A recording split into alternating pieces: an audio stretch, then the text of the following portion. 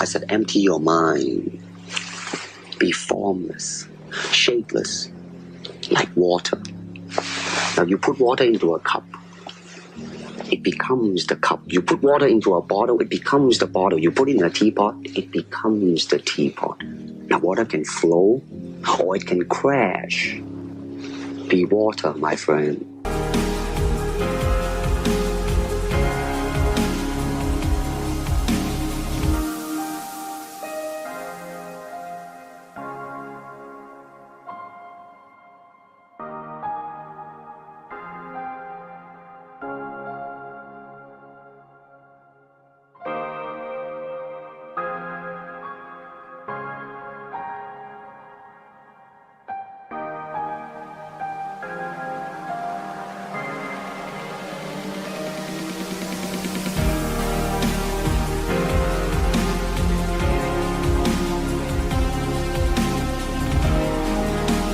This is the Leidenfrost effect. First described in 1756 by a German doctor, Johann Gottlob Leidenfrost, the effect only occurs when a surface reaches a temperature so high that it creates a thin layer of vapor between itself and the liquid, in effect insulating it and dramatically slowing down any further vaporization.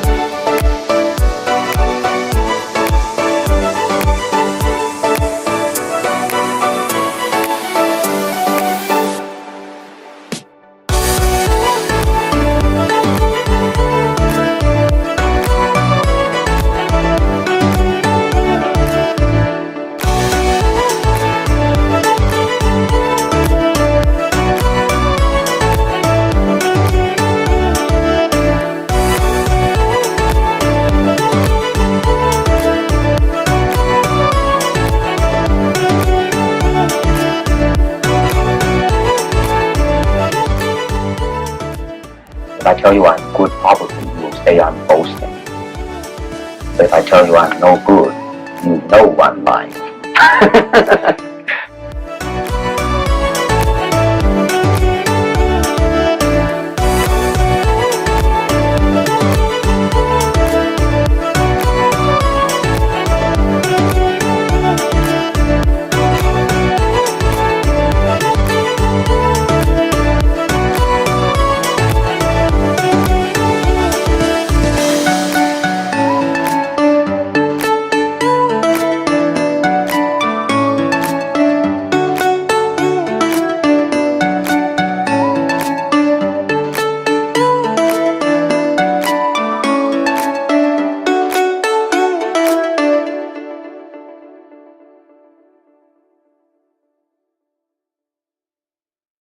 Many of the blockages that we experience are in fact ancestral.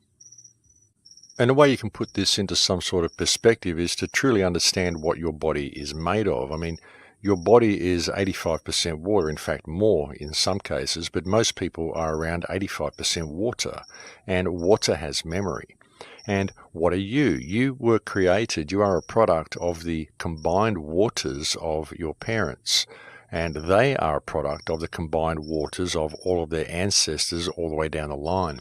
And water has memory. That's the thing. The waters that created you, the combined waters of your parents, contain all the memory of all the experiences that your parents went through.